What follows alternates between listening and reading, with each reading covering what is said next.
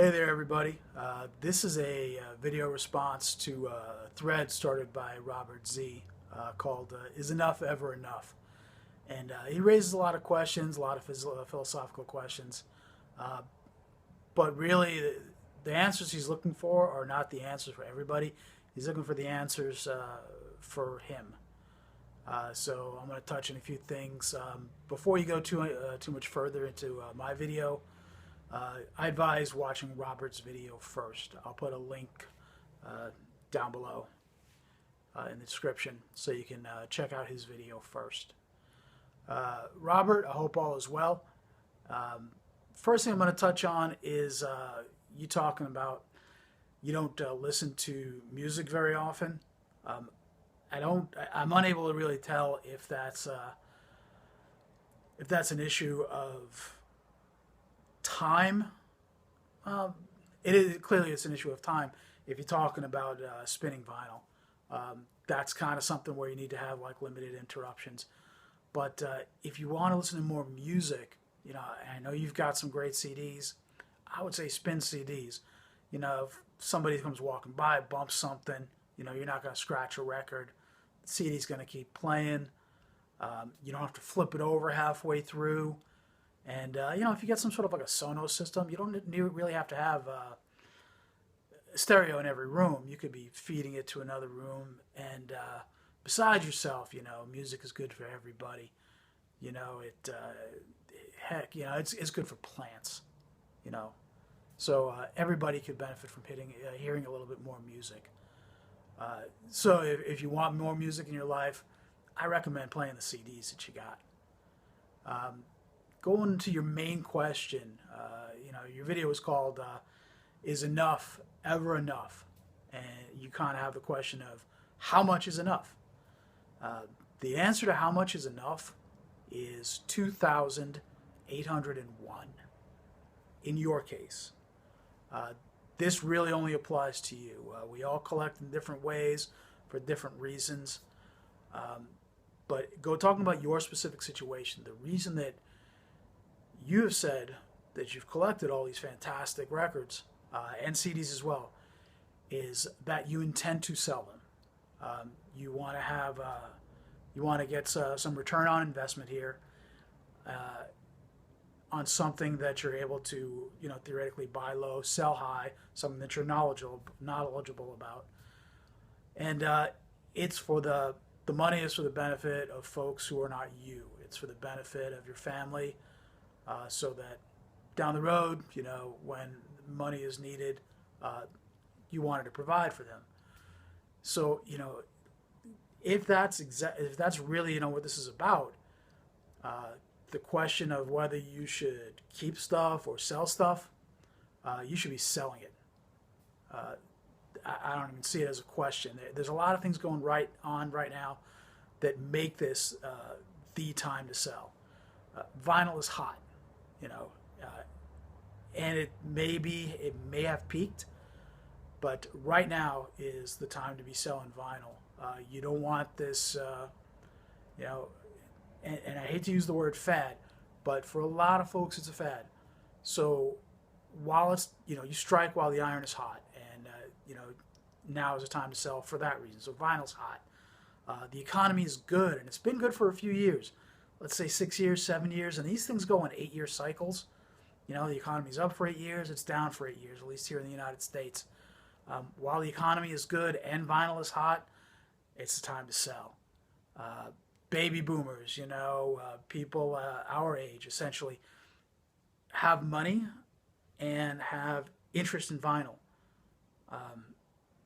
So while we're still alive and kicking, and the people our age like a lot of what you collect, like the Pink Floyd Cow album, whatever the hell that one is. Now's the time to sell. Vinyl's hot, good economy, people our age want what you have, and they have the money to spend on it. So now is the time. You really should be selling that stuff. This is not, the reasons that you had for collecting, kind of, it's fun. Clearly you have fun. The hunt is part of it for you, but you have an actual, this is not personal well, this is personal, but this is more of a business thing, not a love thing of the thing, because it's a thing, and what you love is your family, and this is about them. Uh, I would say sell now. You don't want the bottom to fall out of the vinyl market or the physical media market, and that's going to start happening. If you look at, when I go into Goodwill, receivers, stereo receivers, piling up. People are dumping CDs and CD players. So I don't know how much value your CDs will have, and you're starting to see like the lower end turntables being dumped at an alarming rate at Goodwill and other thrift stores.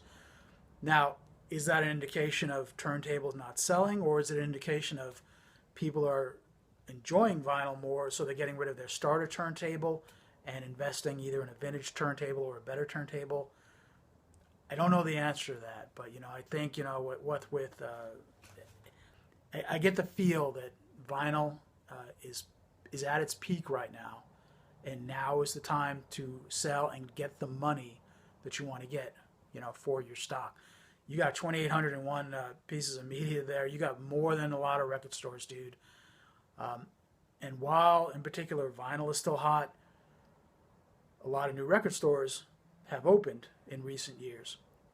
If you hang on to these things, in a few years, maybe when things start going south, the economy starts going bad, and maybe this vinyl fad starts crashing, you're going to be competing to sell what you have, whether it's better or not, with the inventory of stores that are going out of business, who are going to be just selling things at a price to get some sort of money back.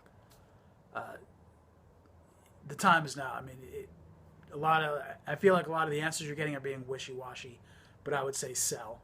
You have a reason for doing this. It's for providing for your family, and this is the time when you can get money for your things. Now, there's a few other little things going on here too. Like you talk about the excitement, and you used a word that's different from excitement, but the excitement of searching for that rare Japanese white label promo, blah blah blah, and so you clearly get pleasure out of this, and if you can keep doing that, life is. People like to think that a lot of things in life are black or white. Things are one or the other. And with your collection, you have to either buy or sell. But life is lived in the shades of gray, too. There's no reason you can't do both.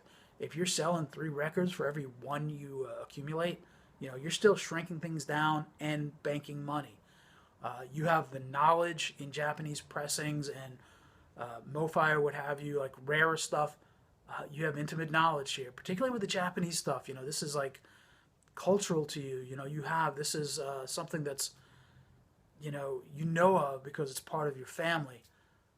And you have expertise that other people don't. So you're probably going to be able to acquire, things like specific Japanese pressings and know when something's a really good value, like where the price is low, where you can buy low and sell high, and take advantage of that knowledge. So you can still be getting the thrill of the chase and the hunt.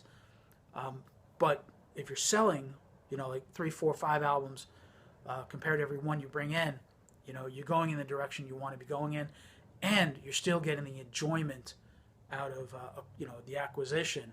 And I don't know that the acquisition is really the big deal for you, but it certainly seems like you enjoy the hunt. And you shouldn't really strike the things that you enjoy out of your life, unless, again, this is purely business. If it's a financial thing and you got to do it you got to do it. And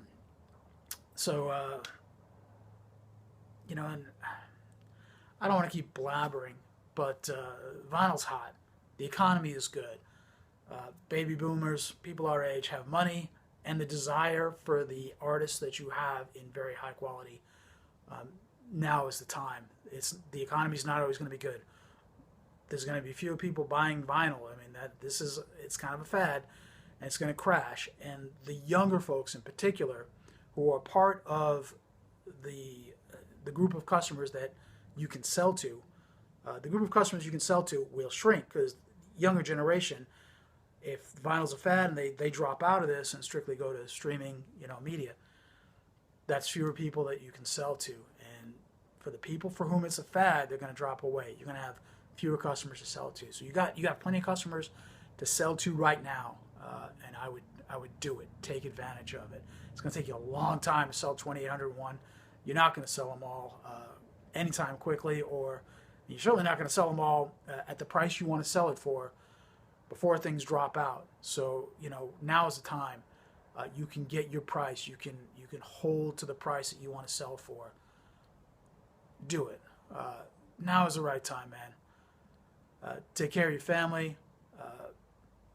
Also, like, while you're still around, yeah, you're right. We're all getting older. We're going to be pushing daisies someday.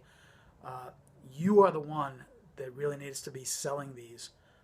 You know how to market it. You know, like, what description to put in there to say, hey, this thing is expensive, and here's the reason why. And this is a good, for somebody who may not be knowledgeable. But, if something happens to you and somebody else has to sell this for you, number one, they're taking a cut. That's less money for your family. And number two, they're probably not getting as much money for it because they may not have the expertise. And heaven forbid, like, you get some, like, random person or relative, like, just going, you're gone, and they say, oh, yeah, I just put these in a garage sale and puts them out for $1, and then the return on investment is nowhere near what you wanted. It's a good time to sell, and it's not always going to be a good time to sell. You got some great stuff. You have a very specific reason for acquiring it. It was because you planned on selling it. This really isn't a question. For you in particular, and this is not for everybody or even anybody else. For you, I would say sell. That's really all I got. That's not all I got. I can ramble some more, but we're out with 12 minutes. I'm going to shut up. Good luck with whatever you decide, Robert. I wish the very best for you. And if you ever need to chat, hit me up. Have a good one, buddy.